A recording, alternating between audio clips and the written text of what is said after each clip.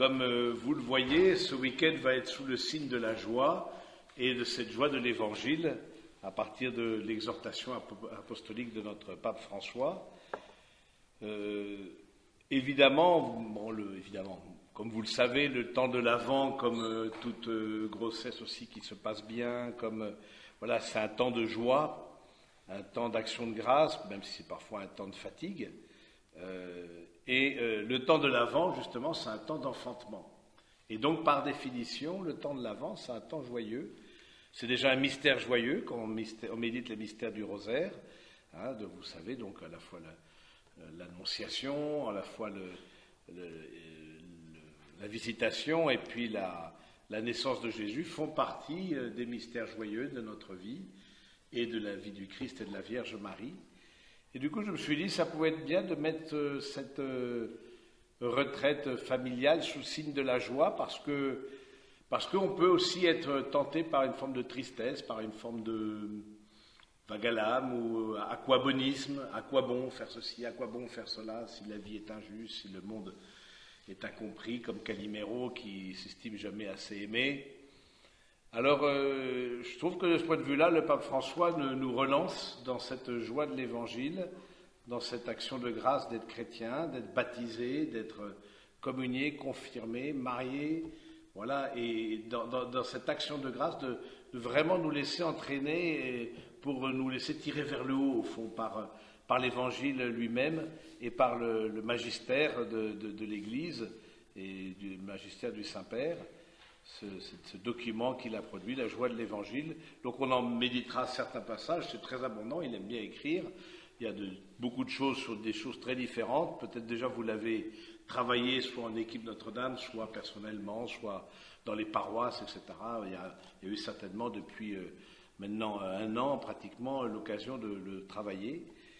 Et ce que je vous propose tout simplement, c'est d'en lire un certain nombre d'extraits, puis de méditer avec vous, de méditer avec vous sur ce texte, qui est un texte tout simple, mais en même temps d'une grande profondeur. Je trouve que c'est d'une grande profondeur, et je pense que pour nous, en tout cas, ça va être une manière de nous reprendre, ressaisir aussi dans cet amour de l'Évangile et dans cet amour matrimonial pour ce qui vous concerne, pour nous prêtres, en tout cas, dans cette consécration sacerdotale, d'y redécouvrir de la joie, parce que c'est vrai que nous avons parfois cette tentation d'une certaine usure, que ce soit par la vie du quotidien, que ce soit par après les grands émerveillements du début, les grands coups de foudre. Je ne sais pas si vous avez déjà eu des coups de foudre ou pas, parce que l'histoire d'amour ne commence pas toujours par un coup de foudre. Mais vivre sous la foudre, c'est un peu usant. Et donc, du coup, ça peut être intéressant de se dire, ben voilà, est-ce que, au fond, on peut se laisser entraîner par une sorte de... Alors, je trouve que c'est bien de remettre ce cap sur la joie, et la joie qui nous vient du Christ. Et la joie dont la Vierge Marie veut être le témoin, le disciple aussi, d'une certaine manière, disciple, Christ. S'il est notre paix, il est aussi notre joie. Au numéro 1, on commence donc la joie de l'Évangile. Et vous savez, juste pour recadrer un peu le texte, donc c'est une exhortation apostolique. Il y a eu auparavant Lumen Fidei, la lumière de la foi, mais qui était une encyclique à 4 mains, puisque déjà le pape Benoît XVI y avait largement travaillé, et de façon assez humble, le pape François a souhaité aussi publier sous son nom aussi le travail que le pape Benoît XVI avait fait, vraiment une encyclique extraordinaire. Mais vraiment, ce qui est en propre, on peut dire, de lui, c'est la joie de l'Évangile, c'est ce qu'il a travaillé seul. Et le premier texte qu'un pape publie, c'est un texte qu'on appelle programmatique. En général, c'est une encyclique, il a choisi de se publier sous forme de exhortation apostolique. Ça, bon, c'est un peu des détails de professionnels, c'est un peu différent. Mais c'est intéressant de dire que c'est quelque chose qui est programmatique, c'est-à-dire qui va donner une lumière sur tout le pontificat. Vous vous souvenez l'encyclique programmatique de Jean-Paul II, ou pas? Bon. Non, on n'est pas peur l'Estoema. L'Estoema, c'est un monsieur qui a dit, un monsieur Jésus, mais n'est pas peur non plus. C'était Redentor hominis, le rédempteur de l'homme, parce qu'il va parler de la condition humaine, de cette vision de l'homme qui est enracinée en Dieu. Et bon, l'encyclique programmatique du pape Benoît XVI, Deus caritas est, Dieu est charité, donc c'est sous l'amour de Dieu qu'il va mettre son pontificat. Et là, c'est sous cette joie aussi qui caractérise cette humanité du pape François qui vient d'Argentine, pays où j'habitais pendant un certain nombre d'années. Ça me donne l'occasion aussi de me présenter. Donc le père Pierre-Marie Castegno, certains d'entre vous peut-être me connaissent parce que je leur ai fait subir des préparations au mariage ici, et d'autres pas. Donc je suis dans la communauté depuis 1987, donc un peu plus de 22 ans 27 ans de vie religieuse. J'étais ordonné prêtre en 95, et de 91 à 2001, j'ai été en Argentine, où j'ai fondé une maison de la congrégation, une maison qui existe toujours. Et en 2001, j'ai été élu supérieur général de la communauté. Le frère n'a pas... Est-ce qu'il a présenté la communauté ou pas? Oui, c'est bon. Bien. Il a fait son job, c'est bien. Et puis, je suis supérieur général 2001 à 2007. Ensuite, je suis allé en Alsace, qui est notre troisième maison. Ici, c'est la maison mère, et 2 prieurés. En Alsace, où je suis resté 4 ans et demi, où j'ai été au service du diocèse de Belfort-Montbéliard, comme aumônier des étudiants et jeunes professionnels, donc au service de la pastorale des jeunes, avec aussi un apostolat de prédication de retraite. Et dès le début de mon retour en France en 2001, j'ai commencé à être impliqué dans les préparations au mariage, ce qui fait, avec les prédications de retraite, l'essentiel de mon ministère. Je prépare au mariage individuellement, à peu près 10 ou 15 couples par an, et ça depuis 2001, donc ça fait 14 ans que je fais ça. Et c'est vrai que c'est donc alors, ce qui est un peu nouveau, c'est la préparation au mariage de gens mariés. Donc ça vient de sortir, c'est-à-dire que la préparation au mariage de personnes qui estiment ne pas avoir reçu une préparation suffisante et qui, rencontrant des difficultés dans leur couple, du coup demandent de refaire une dizaine de rencontres, c'est sur 10 rencontres à peu près, à partir d'un parcours qui a été fait par un des frères de Saint-Jean, sur la préparation au mariage, et qui passe en revue à peu près toutes les dimensions du mariage catholique. Voilà un peu pour ma vie. Et puis en communauté, je suis économe général, c'est-à-dire je m'occupe des sous-sous. Donc aidé par 2 employés qui sont comptables, et donc de veiller au grain pour la communauté, les questions administratives, les questions financières, pour que chaque maison ait ce qu'il lui faut, qu'on ne dépense pas plus que ce qu'on a, contrairement à l'État par exemple, donc du coup moi, je me suis présenté comme ministre des Finances, mais ils ne m'ont pas encore accueilli, donc, mais non, nous n'avons pas d'emprunt, nous ne sommes pas en rouge, donc, et nous vivons essentiellement aussi, ça aussi important que vous le sachiez, essentiellement de dons. N'y voyez pas un message subliminal, ou voyez-y un message subliminal, selon les uns et les autres. Mais c'est intéressant parce que, du coup, être économe, et j'imagine dans un diocèse, ça va être pareil, c'est aussi toucher du doigt la providence du Seigneur, et et que le Seigneur, au moment voulu, en même temps, nous envoie ce dont on a besoin pour réaliser. Surtout, vous imaginez une baraque comme celle-ci, chauffée, c'est un peu compliqué. Donc, et puis, on va faire des travaux dans notre grande chapelle où on va célébrer les vêpres cet après-midi. Et donc voilà, c'est toujours des budgets qui font peur dès qu'on les regarde. Et puis ensuite, finalement, on y arrive. Alors, je vous propose de commencer à lire, donc au numéro 1, l'Évangile, la joie de l'Évangile. La joie de l'Évangile remplit le cœur et toute la vie de ceux qui rencontrent Jésus. Ceux qui se laissent sauver par lui sont libérés du péché, de la tristesse, du vide intérieur, de l'isolement. Avec Jésus-Christ, la joie naît et renaît toujours. Dans cette exhortation, je désire m'adresser aux fidèles chrétiens pour les inviter à une nouvelle étape évangélisatrice marquée par cette joie et indiquer des voies pour la marche de l'Église dans les prochaines années. Alors, premier point, la joie remplit le cœur de ceux qui rencontrent Jésus. Et je trouve que c'est déjà intéressant de voir que ce que le Saint-Père marque comme source de tristesse, qui est dans la phrase suivante, c'est à la fois le péché, à la fois le vide intérieur et l'isolement. Et d'une certaine manière, la désespérance, parce que ceux qui se laissent sauver par lui sont libérés, donc la désespérance qui vient du manque de salut.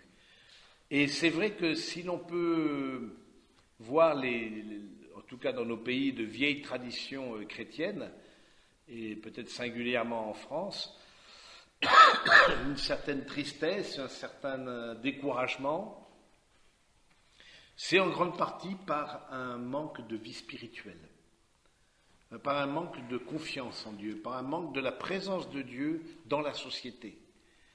La conscience, au fond, de nos concitoyens qu'ils sont seuls, qu'ils ne peuvent compter que sur eux-mêmes, parce qu'on ne parle jamais de Dieu, ou alors c'est réservé pour certains à un stade uniquement privé. Eh bien, le fait de l'absence de Dieu, et singulièrement l'absence de salut, l'absence d'espérance, est une source de tristesse dans nos vies. Et on pourrait voir aussi, revisiter dans nos existences, qu'est-ce qui, justement, nous rend peut-être plus tristes, nous implique un renfermement sur nous-mêmes, d'une manière ou d'une autre. C'est vrai, c'est ce que dit le Saint-Père, c'est à la fois le péché, c'est-à-dire ces manques d'amour. On est fait pour la communion, parce qu'on a l'image et à la ressemblance d'une communion, qui est Dieu lui-même. Bien, ces manques d'amour, ces replis sur nous-mêmes, finalement, même si on recherche un bien, mais c'est un faux bien, un bien illusoire, un bien uniquement apparent, pas un bien véritable. Et cet isolement, c'est-à-dire penser notre vie comme si nous étions seuls.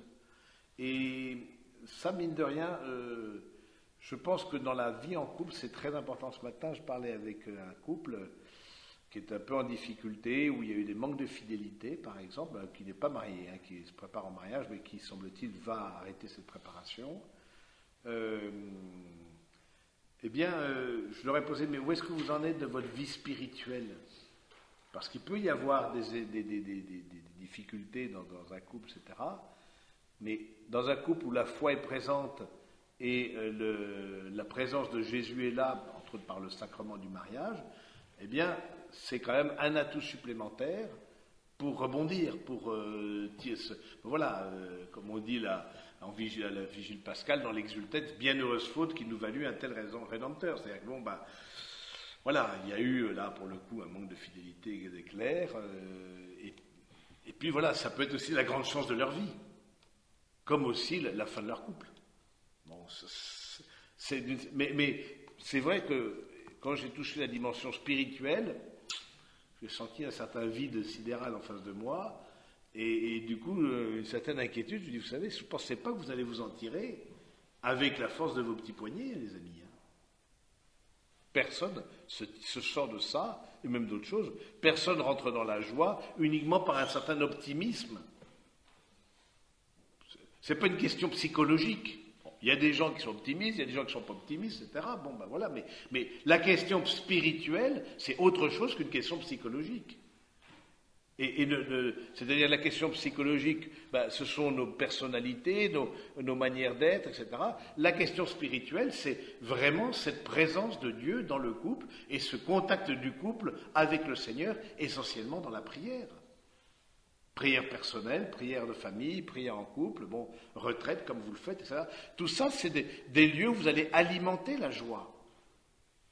Parce que précisément, vous alimenterez l'espérance, vous vous remettrez face à l'espérance que Dieu donne par son salut en Jésus, et du coup, là, forcément, il y a quelque chose qui nous tire vers le haut. Il y a une miséricorde, par exemple.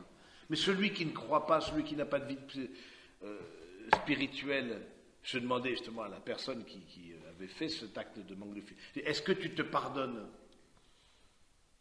Il m'a dit, je n'arrive pas à me pardonner. Si tu n'arrives pas à te pardonner, mais n'arrive pas non plus à rentrer dans un pardon, parce qu'il y a un manque de conviction. Ça peut-être faut du temps aussi, c'est sûr, mais l'absence de vie spirituelle ne va pas aider au pardon. Ça, c'est tout à fait clair. Tout à fait clair. L'absence d'intimité avec le Seigneur ne va pas être un soutien. Au contraire, c'est l'expérience que le couple est quelque part seul face à lui-même. Or, ce n'est pas la réalité. Je trouve que justement, quand on prie en couple, quand on prie en communauté religieuse, en communauté paroissiale, quand on prie de façon personnelle, il y a cette expérience que je suis là au milieu de vous. Je suis là au milieu de vous. Je ne suis pas seul. Dieu qui est plus intime à nous-mêmes que nous-mêmes, disait le grand saint Augustin. Eh bien oui, je trouve que cette présence, la rencontre de Jésus, la vie spirituelle qui est une source de joie. Au contraire, analysons aussi nos manques de joie, nos tristesses entretenues, nos bouderies, nos enfermements sur nous-mêmes, nos isolements, comme aussi une conséquence à la fois peut-être du péché, très certainement, une conséquence du péché, c'est-à-dire des manques d'amour volontaires. Le péché, vous savez, pour qu'il soit péché, doit être volontaire. Et aussi des manques de vie intérieure et d'espérance. La très belle encyclique de Benoît XVI, vraiment excellente sur le Spe Salvi, sauvé dans l'espérance. Est-ce que l'espérance chrétienne, aujourd'hui, a un sens dans nos sociétés? Est-ce que ça a un sens dans nos sociétés européennes, par exemple? Mais ça a façonné le continent, quand même, l'espérance chrétienne. C'est énorme de dire qu'on met un enfant au monde, mais on le met un enfant au monde pour la vie éternelle. Pas que pour cette vie. Pas que pour cette vie, pour la vie éternelle.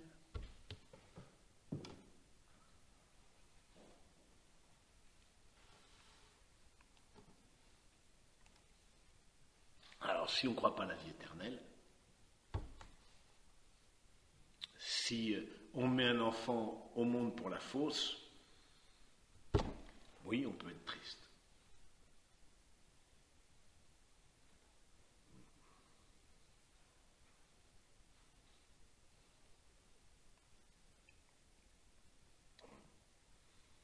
Le manque d'espérance à la fin est une source de violence. Parce que justement, nous ne sommes pas faits pour la désespérance. Celui qui n'a rien à perdre, eh bien c'est justement celui de qui on peut tout craindre.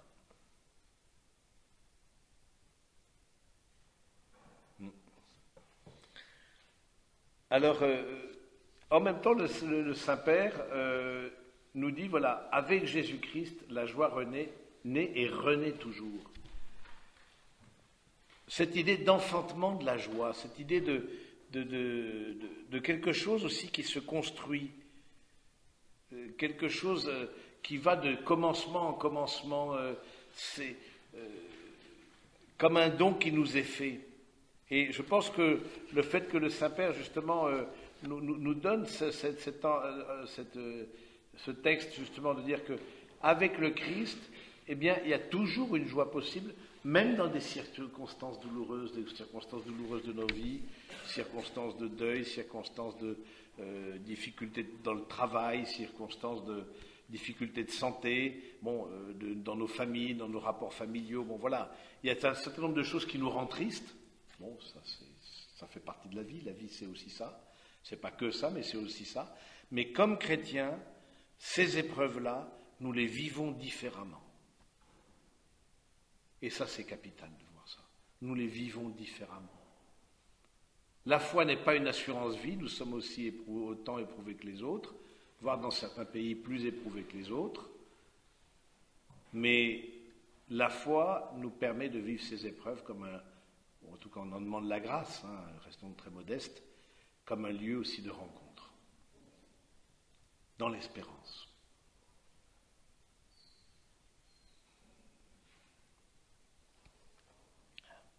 Et puis, le Saint-Père ajoute, voilà, cette nouvelle étape évangélisatrice, pour les inviter à une...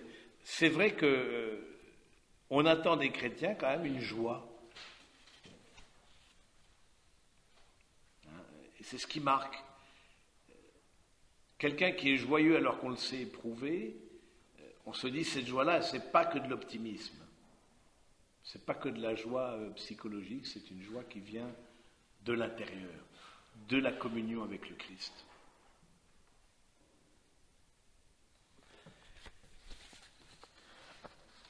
Alors, chapitre 1, une joie qui se renouvelle et se communique. Le grand risque du monde d'aujourd'hui, avec son offre de consommation multiple et écrasante, est une tristesse individualiste qui vient du cœur bien installé et avare, de la recherche malade de plaisirs superficiels, de la conscience isolée. Quand la vie intérieure se ferme sur ses propres intérêts, il n'y a plus de place pour les autres, les pauvres n'entrent plus, on n'écoute plus la voix de Dieu, on ne jouit plus de la douce joie de son amour, l'enthousiasme de faire le bien ne palpite plus. Même les croyants courent ce risque certain et permanent. Beaucoup y succombent et se transforment en personnes vexées, mécontentes, sans vie.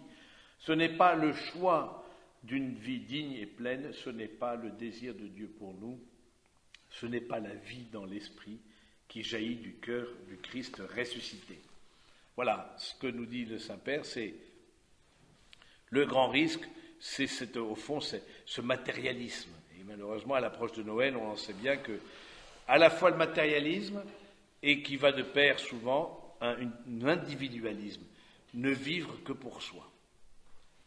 Cet égoïsme, déjà le pape Jean-Paul II en parlait dans un document au commencement du nouveau millénaire, un très beau document, où justement il donnait un peu sa vision pour le millénaire. Et à un moment donné, il y a un texte qui est très beau, qui s'appelle « La spiritualité de la communion ». Et il dit « Ce qui tend des pièges à la communion, et entre autres la communion matrimoniale, mais pas que, la communion aussi dans une paroisse, la communion dans une vie religieuse, la communion dans une société, ce qui tend des pièges, eh bien c'est à la fois le perfectionnisme et à la fois l'individualisme. De voir au fond que cet individualisme, cette manière au fond de ne vivre que pour nous, ce repliement sur nous-mêmes, rend triste et s'oppose à l'amour qui est la source de toute joie. C'est pour ça que le pape François, par exemple, invite à sortir de l'entre-soi, il appelle ça comme ça, à être de sortie. Il ne faut pas que l'Église soit un musée. Il ne faut pas que, un musée, etc., à l'ancienne, avec les têtes de vieilleries, des trucs, etc. Non, il faut qu'on soit au contraire à la fois accueillant, mais à la fois aussi dans une étape d'évangélisation, de sortie.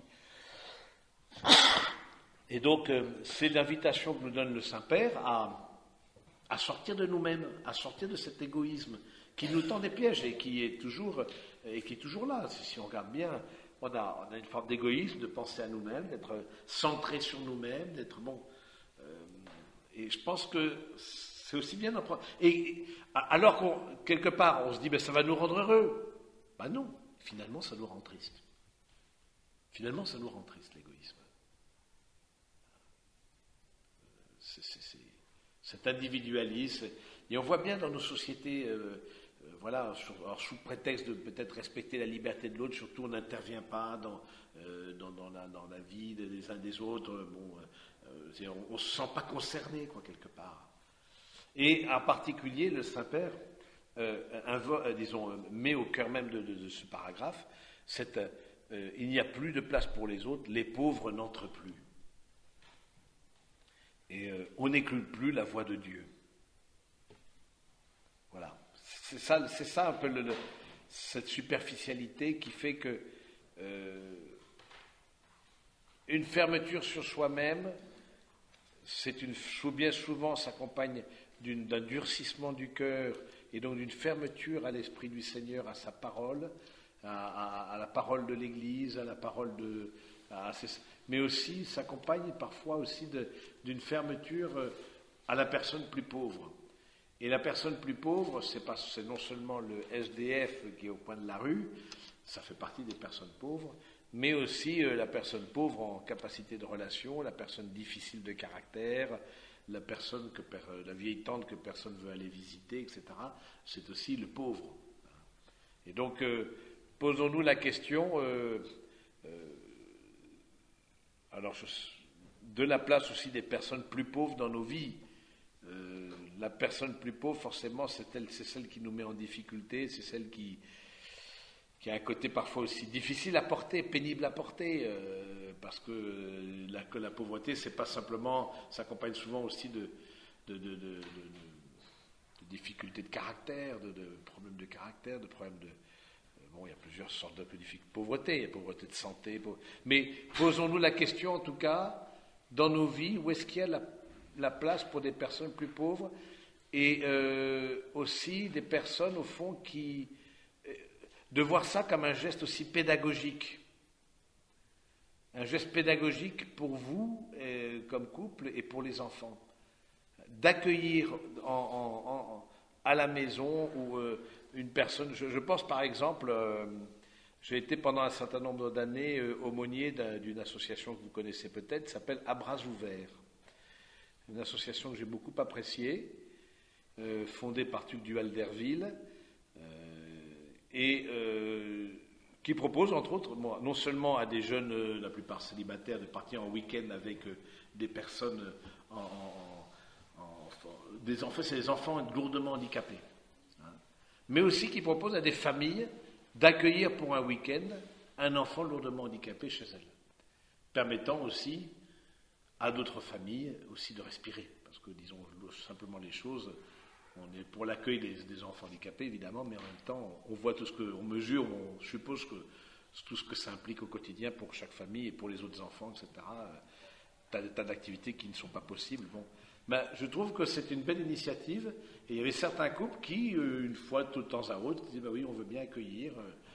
Ben, je trouve que c'est vraiment laisser la place aussi aux pauvres, c'est laisser et puis c'est un geste pédagogique pour les enfants, forcément. Ils vont peut-être, ils n'ont jamais rencontré dans leur entourage ou des personnes qui viennent de milieux très différents ou justement des problèmes de santé qui sont, eh bien, du coup, c'est apprendre aussi que chacun peut apprendre, c'est ça, transmettre la foi, c'est apprendre à se décentrer progressivement. L'enfant est souvent aussi égoïste, hein, comme nous aussi, donc il faut aussi prête tes jouets, etc. Bon, essaye de t'ouvrir à l'autre aussi. Et je pense que de ce côté-là, je pense que c'est un geste vraiment évangélisateur aussi, d'accueillir les personnes plus pauvres. On dit oui, mais on n'a pas le temps, mais on n'a jamais le temps pour le pauvre, forcément. Celui qui apporte un beau contrat à l'entreprise, on a toujours le temps. Mais celui qui est pauvre, on n'a pas le temps. Donc,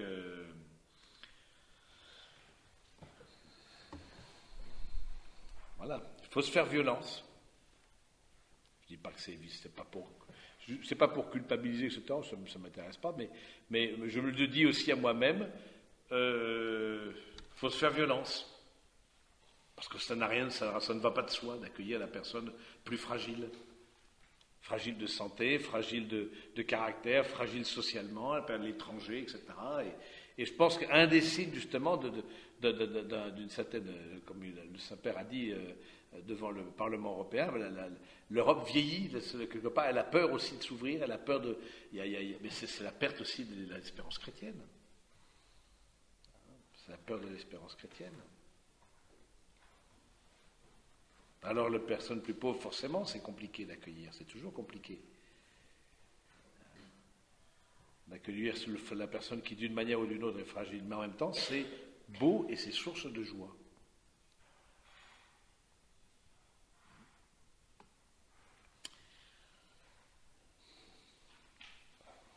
Voilà, l'enthousiasme, c'est ça. Même les croyants courent ce risque certain et permanent. Et du coup, on se renferme intérieurement ou communautairement.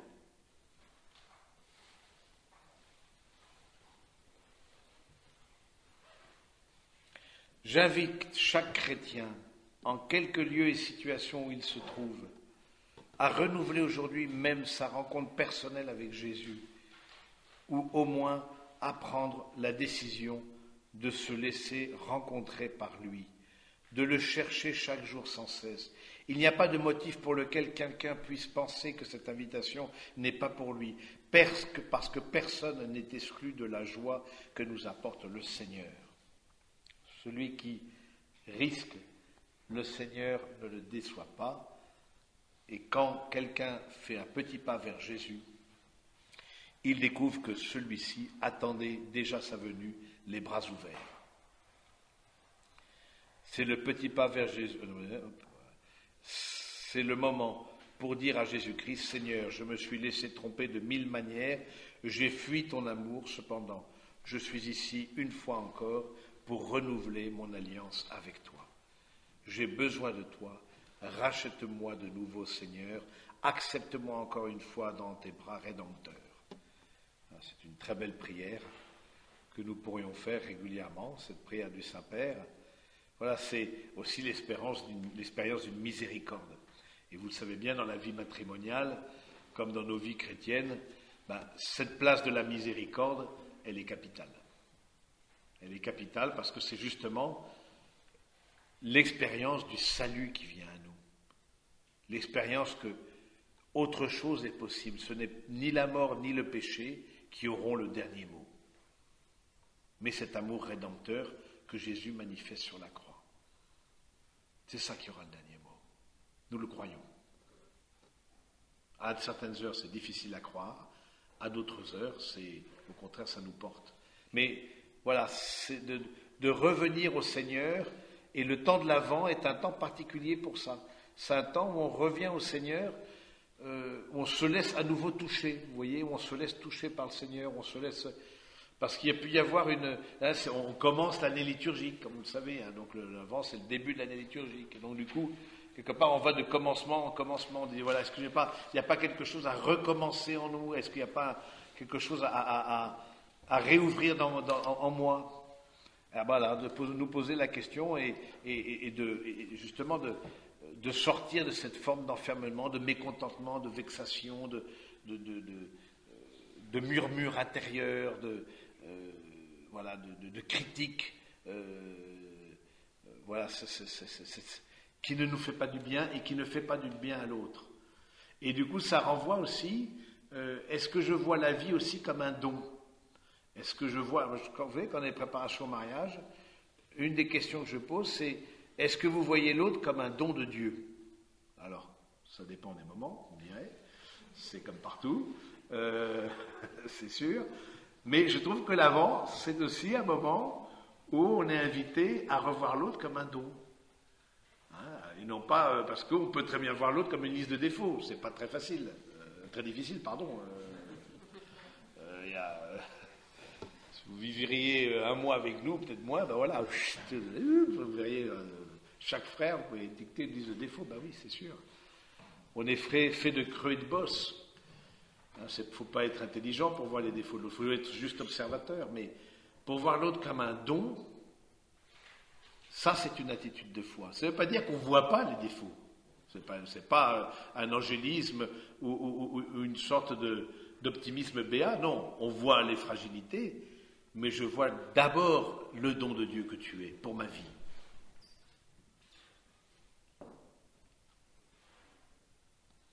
Et je vois d'abord le don de Dieu pour notre couple.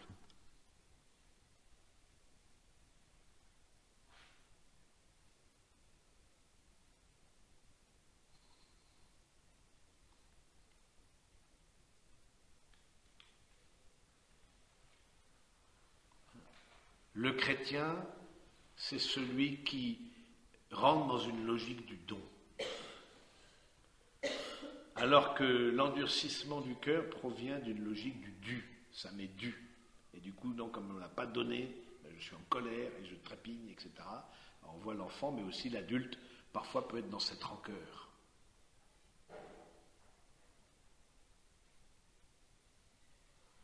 Alors voilà, c'est juste se dire, est-ce que de se revoir chacun, vous puissiez vous redire l'un à l'autre ce don que vous êtes pour vous, pour les enfants, et de dire aussi à chaque enfant combien il est un don pour la famille.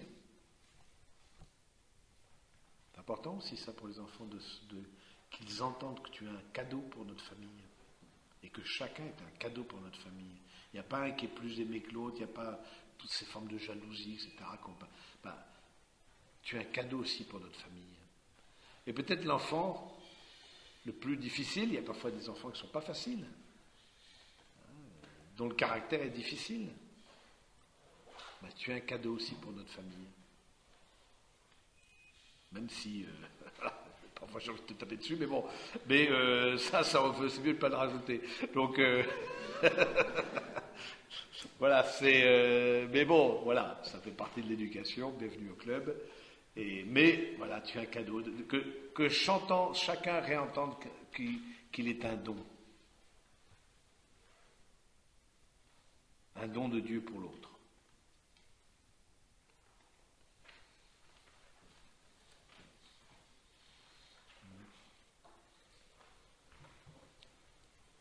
Et puis qu'il peut, même s'il s'est éloigné, qu'il peut toujours revenir.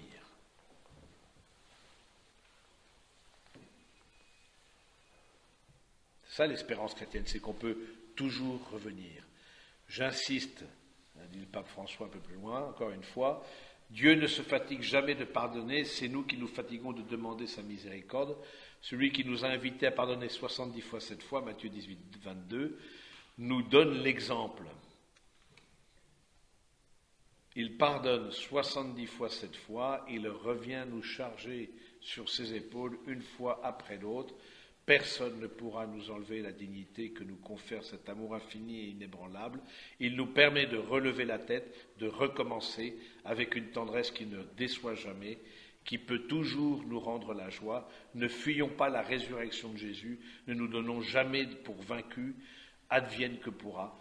Rien ne pourra davantage que sa vie qui nous pousse en avant. Voilà. Alors, on sent qu'il y a du souffle là derrière, ça c'est des belles paroles, on sent vraiment une expérience spirituelle derrière ces paroles. C'est ça le chrétien, hein. C'est pas, ne nous donnons pas pour vaincus. Vous pouvez avoir des difficultés de couple, vous pouvez avoir des difficultés de famille, difficultés professionnelles, de santé, de difficultés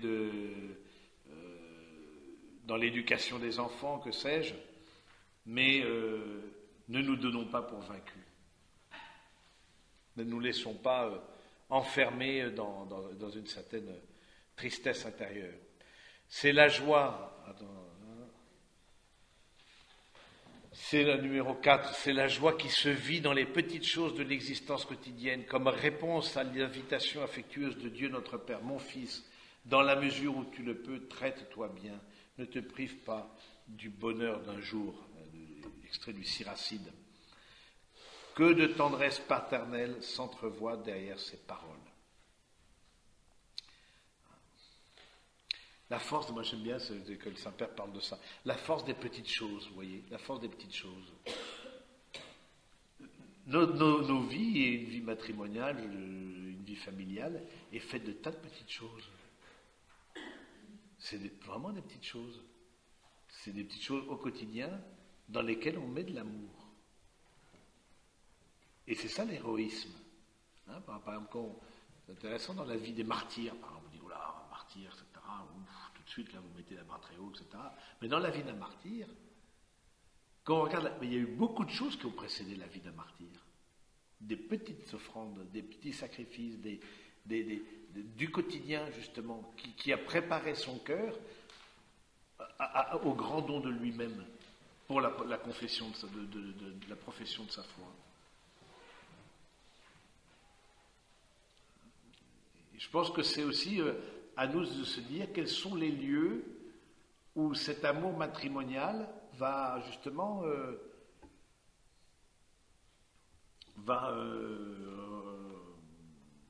Va se nourrir, ou est-ce que, quel moyen, comme vous prenez ce moyen de retraite en famille, c'est super, j'ai entendu certains des équipes Notre-Dame, etc., c'est vraiment super. Tout ça, mais voilà, parce que aimer ne va pas de soi, aimer n'est pas spontané, s'aimer en couple n'est loin d'être spontané, et en famille encore moins, j'allais dire. Ça demande justement une espérance qui est plus grande que nous. Hein, on grandit parce qu'on se donne à une espérance plus grande.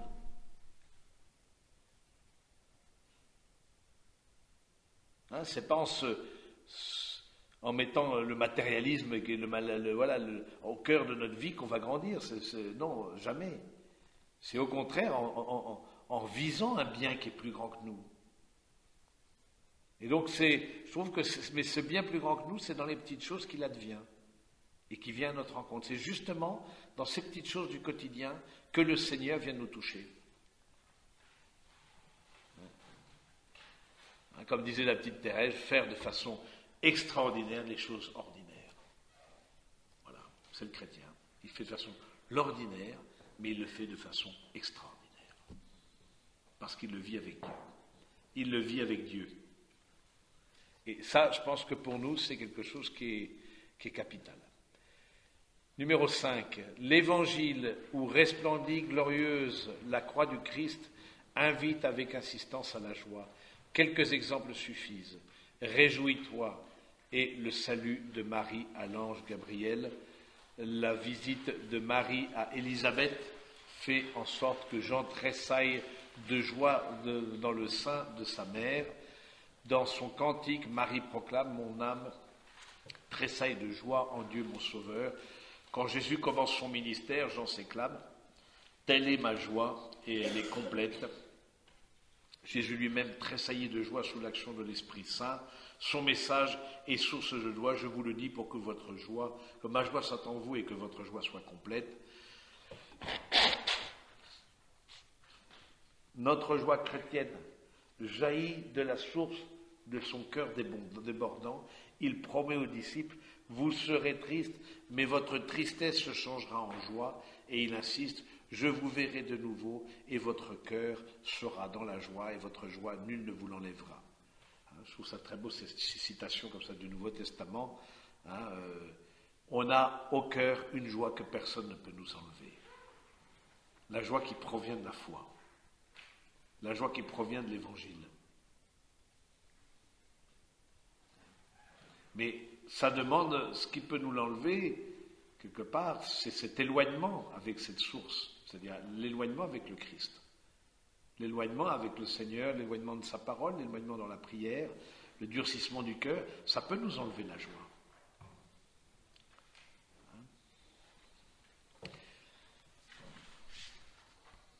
Par la suite, les disciples, le voyant ressuscité, furent remplis de joie. Le livre des Actes des Apôtres raconte que dans la première communauté, ils prenaient leur nourriture avec allégresse. Là où les disciples passaient, la joie fut vive. Et eux, dans les persécutions, étaient remplis de joie. Un eunuque qui venait d'être baptisé poursuivit son chemin tout joyeux, et le gardien de prison se réjouit avec tous les siens d'avoir cru en Dieu. Pourquoi ne pas entrer, nous aussi, dans ce fleuve de joie? Voilà, ça c'est très belle parole là, du Saint-Père. Pourquoi ne pas entrer dans ce fleuve de joie, puisque cette joie-là, elle est à nos portes. Et plus qu'à nos portes, elle est un cadeau auquel nous avons accès dans la foi.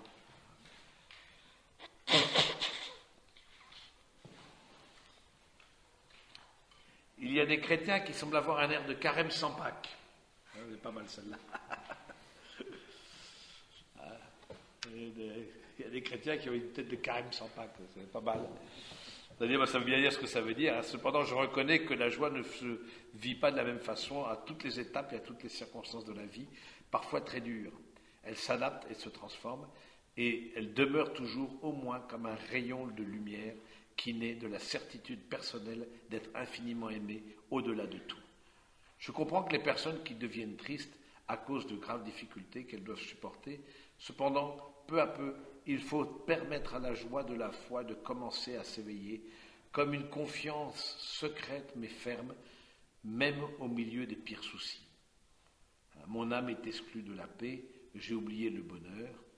Voici ce qu'à mon cœur je rappellerai pour reprendre espoir. Les faveurs du Seigneur ne sont pas finies, ni ses compassions épuisées.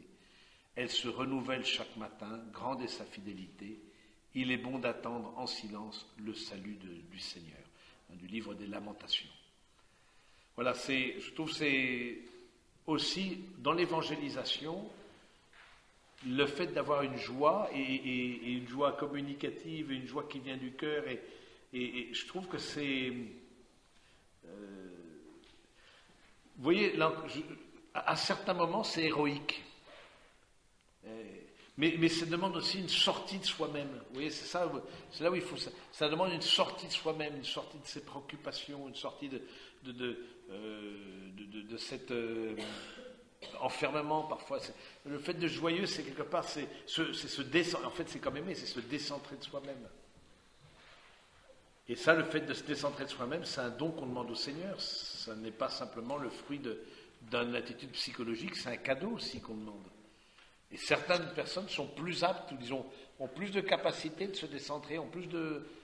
Voilà, et du coup de témoigner de cette joie qui vient de Dieu, et que voilà, qu'on n'ait pas des têtes de carême sans Pâques, quoi. C'est-à-dire que on peut être occupé, mais qu'on ne soit pas préoccupé, même s'il y a des situations qui sont parfois un peu difficiles à vivre, mais qu'on ne soit pas aussi dans cette situation-là, voilà, sans espoir. La tentation apparaît fréquemment sous forme d'excuses et de récriminations, comme s'il devrait y avoir d'innombrables conditions pour que la joie soit possible. Voilà. Ah, mais mon père, vous ne l'imaginez pas, je ne suis pas joyeux parce qu'il y a ceci, parce que je me donne des raisons pour entretenir ma tristesse. On a toujours des raisons pour être triste, mais aussi on a toujours des raisons pour être dans la joie. On peut toujours récriminer, je peux toujours voir le verre à moitié vide, ça c'est possible. Ça, oui, mais est-ce que c'est ça que... Alors, ensuite, c'est des mentalités, c'est des personnalités, mais est-ce que je le vois aussi à moitié plein, dans le sens où je sais aussi que le Seigneur est là présent, et que même s'il n'y a pas une plénitude, ou accuser les autres de nos manques de joie, ou accuser les autres de nos tristesses, que les choses ne vont pas bien, parce qu'il y a un tel, il y a une telle, il y a ma famille éloignée, il y a la belle famille, il y a le travail... Bon, et du coup, on est dans l'accusation, vous voyez, on n'est plus dans le don. On est dans l'accusation.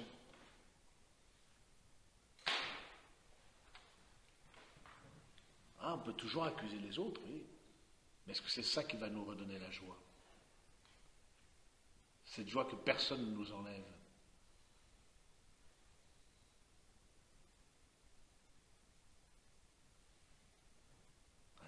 Le tu qui tue.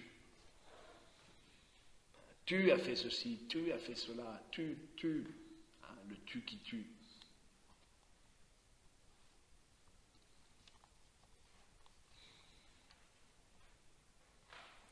D'où l'importance du pardon.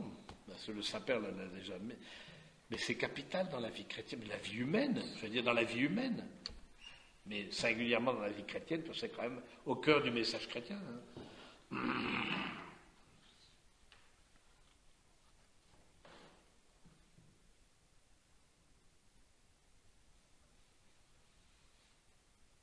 Et si on voit dans nos vies parfois une sorte d'endurcissement, d'aquabon, de ras-le-bol, de fermeture à l'autre, bon, il peut y avoir des moments d'exaspération, c'est vrai. Moi, je vois bien dans la vie communautaire, on peut être exaspéré par l'attitude j'imagine pour vous l'attitude d'un enfant, peut être exaspéré pour nous l'attitude d'un frère ou de personnes proches de la communauté, etc., qui ne sont pas toujours d'un équilibre extraordinaire, voilà, mais bon, voilà, et qui, c'est des pauvres souvent aussi. Mais voilà, mais bon, il faut beaucoup de patience. Hein, mais que cela ne nous fasse pas perdre la joie et l'espérance que dans l'autre.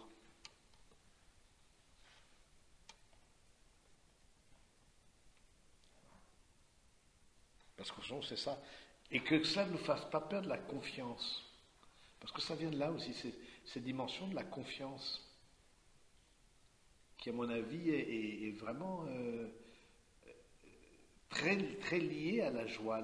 Le croyant n'est jamais seul.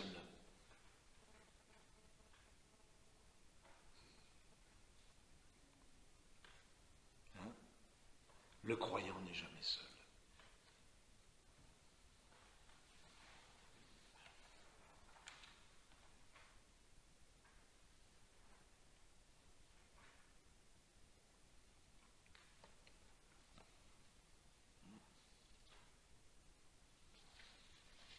Alors qu'au contraire, cette expérience de solitude va être une source de tristesse. Mais la vie, l'expérience de la foi, c'est l'expérience d'une présence.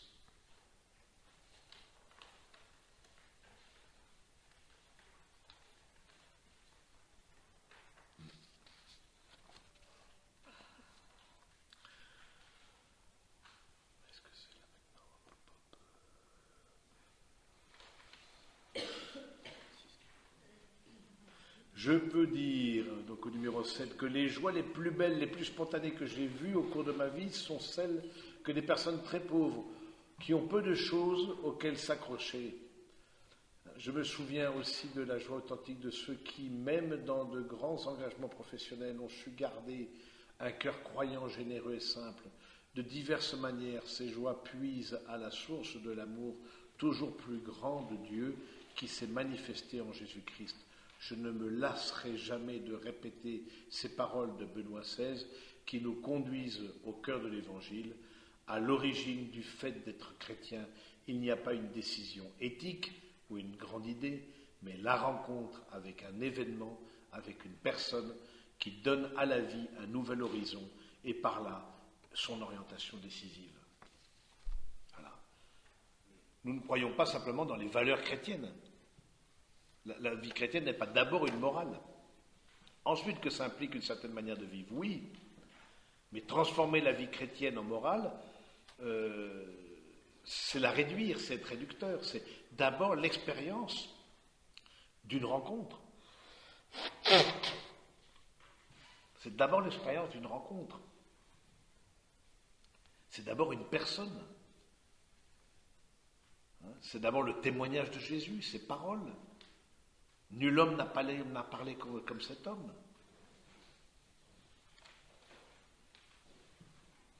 Attention de ne pas réduire peut-être la foi chrétienne à une morale, parce que ça rend triste.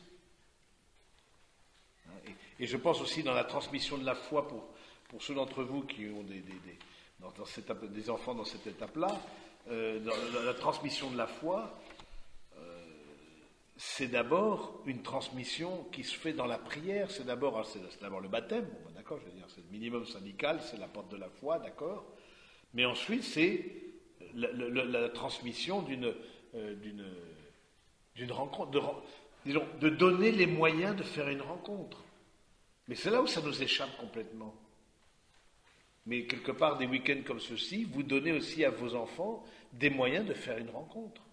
Déjà, avec d'autres enfants qui partagent la même foi, ce qui n'est peut-être pas toujours évident dans les lieux où vous êtes, où vos enfants se sentent peut-être comme chrétiens un peu isolés, mais aussi tout au long de leur vie, de donner. Ce que vous pouvez proposer, voilà, c'est donner Ensuite, l'expérience d'une rencontre, ça ne nous appartient pas. C'est une grâce. La foi, c'est une grâce. C'est pas d'abord une liste de valeurs. C'est l'adhésion du cœur à quelqu'un qui se révèle. Et ce quelqu'un dit, moi, je suis le Fils du Père. Qui m'a vu le Père.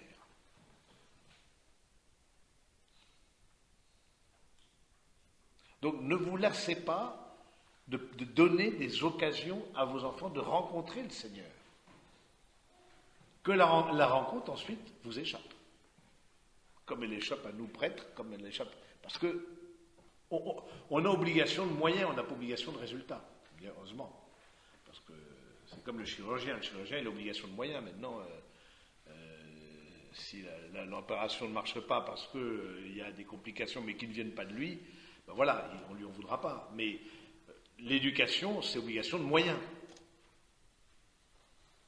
Mais vous mettez tout pour que ça marche. Bon. Et c'est vrai que moi je vois la différence. Dans des jeunes que l'on a sollicité, que l'on a mis en situation de rencontrer d'autres jeunes. Je pense à des aumôneries d'étudiants, par exemple. Bon, pour les grands jeunes, moi je travaille surtout avec des jeunes adultes. Bon, là, j'accompagne un groupe de jeunes professionnels là, pour les jeunes professionnels sur le diocèse, mais de donner des moyens de rencontrer d'autres personnes qui partagent la foi. Il y a certains qui n'ont aucun chrétien dans leur entourage, aucun. Pour le coup, une grande solitude aussi. Avec la déchristianisation massive, du coup, l'expérience d'une solitude très grande. Donc voilà, je trouve c'est de se dire aussi la foi, cette expérience de foi, eh bien, vous donnez les moyens à vos enfants, comme vous-même vous donnez les moyens, entre autres par une retraite annuelle, ça me paraît absolument indispensable. De même la prière, de même la pratique régulière, vous donnez des occasions au Seigneur de vous toucher. C'est seulement grâce à cette rencontre ou nouvelle rencontre avec l'amour de Dieu qui se convertit en heureuse amitié que nous sommes délivrés de notre conscience isolée et de l'autoréférence. Nous parvenons à être pleinement humains quand nous sommes plus qu'humains. Quand nous permettons à Dieu de nous conduire au-delà de nous-mêmes, oui. Là se trouve la source de l'action évangélisatrice. Parce que si quelqu'un a accueilli cet amour qui lui redonne le sens de la vie, comment peut-il retenir le désir de le communiquer aux autres? Bien sûr, si j'ai rencontré le Seigneur, eh bien j'aurai le désir de le communiquer, j'aurai le désir d'aller à la rencontre des autres et de me mettre à la fois à leur écoute et puis de rendre témoignage, de porter cette bonne nouvelle, mais parce que je la vis intérieurement.